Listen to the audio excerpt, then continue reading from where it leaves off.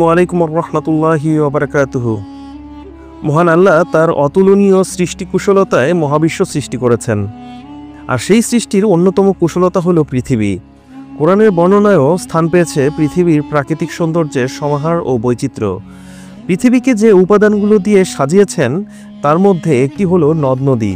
তবে পৃথিবীকে শোভামণ্ডিত করা এবং এমন কিছু নদীও রয়েছে যার উৎপত্তি জান্নাতে।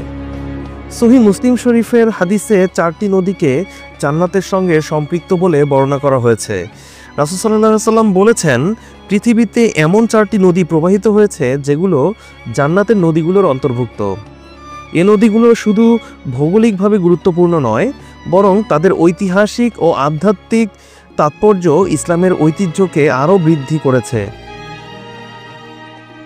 যেমন ফোরাত নদী বা ইউফ্রেটিয়াস রিভার 2800 কিলোমিটার দীর্ঘ এই নদীটি তুর্কি, সিরিয়া ও ইরাকের উপর দিয়ে বয়ে গেছে। আজ থেকে প্রায় 1400 বছর আগে মহানবী হযরত মুহাম্মদ সাল্লাল্লাহু আলাইহি সাল্লাম বলে গেছেন, কিয়ামতের আগে শুকিয়ে যাবে এই ফোরাত নদী। ইতোমধ্যে এই নদী শুকানো শুরু হয়েছে। আবু হুরায়রা রাদিয়াল্লাহু তাআলা আনহু থেকে বর্ণিত, রাসূলুল্লাহ সাল্লাল্লাহু আলাইহি সাল্লাম বলেছেন, ততক্ষণ পর্যন্ত কিয়ামত সংঘটিত হবে না যতক্ষণ না ফোরাত নদী শুকিয়ে যায় এবং তার মাঝ থেকে একটি স্বর্ণের পাহাড় উন্মোচন হয়। মানুষ এই স্বর্ণের জন্য যুদ্ধ করবে এবং প্রতি 100 জনের মধ্যে 99 জনই মারা যাবে এবং তারা প্রত্যেকেই ভাববে, হয়তো আমি সেই বেঁচে যাওয়া একজন। মিশরের নীল নদের উৎস ছিল এক মায়া রহস্য। নীল নদটি সহিহ মুসলিমে বিশেষভাবে উল্লেখ করা হয়েছে, যেখানে রাসূলুল্লাহ সাল্লাল্লাহু আলাইহি সাল্লাম বলেছেন, নীল ও ফোরাত জান্নাতের নদীগুলোর মধ্যে রয়েছে।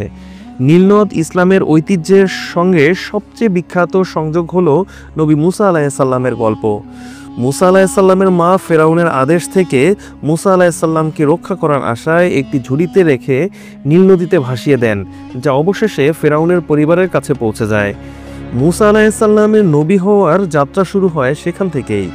মহানবী সাল্লাল্লাহু আলাইহি সাল্লাম মিরাজে গিয়ে জান্নাতের 4টি নদী দেখেছেন, 2টি বাহ্যিক ও 2টি অভ্যন্তরীণ। বাহ্যিক 2টি নদী হচ্ছে দুনিয়ায় প্রবাহমান, যা নীল ও ফোরাত নামে পরিচিত। তুরস্কের জয়হান নদী। সহিহ মুসলিমে জয়হান নদীকে জান্নাতের নদীগুলোর মধ্যে একটি হিসেবে উল্লেখ করা হয়েছে। অর্থাৎ পৃথিবীতে আমরা যেসব উপভোগ করি তা জান্নাতের অফুরন্ত দানের একটি ক্ষুদ্র ঝলক মাত্র। এ নদী পূর্ব তারাস পর্বতমালার নুরহাক পর্বত থেকে উৎপন্ন হয়ে প্রায় 500 কিলোমিটার প্রবাহিত হয়ে ভূমধ্যসাগরে গিয়ে মিশেছে। এটি প্রাচীনকাল থেকে একটি প্রাকৃতিক সীমানা ও বিভিন্ন সভ্যতার জন্য গুরুত্বপূর্ণ সম্পদ হিসেবে পরিচিত। অপরটি হচ্ছে তুরস্কের সিহান নদী, যেটি সেরাস নামেও পরিচিত। সিলিসিয়া অঞ্চলের দীর্ঘতম নদী এটি, যা প্রায় 560 কিলোমিটার প্রবাহিত হয়ে ভূমধ্যসাগরে মিশেছে। প্রাচীন লেখকরা সিহান নদী সম্পর্কে বিশদভাবে লিখেছেন, এটি সিলিসিয়া অঞ্চলের সভ্যতার বিকাশে গুরুত্বপূর্ণ ভূমিকা পালন করেছে। এ নদীটি কৃষি ও বিদ্যুৎ উৎপাদনের জন্য গুরুত্বপূর্ণ ভূমিকা পালন করে। এখানে গম, ভুট্টা, বার্লি, তুলা, ফল এবং সবজি চাষ করা হয়, যা স্থানীয় অর্থনীতির একটি বড় অংশ। অন্য এক বর্ণনায় আছে, রাসূল সাল্লাল্লাহু আলাইহি সাল্লাম বলেছেন, সিহান, জয়হান, ফোরাত ও নীল প্রত্যেক নদী জান্নাতের নদ নদীসমূহের অন্যতম।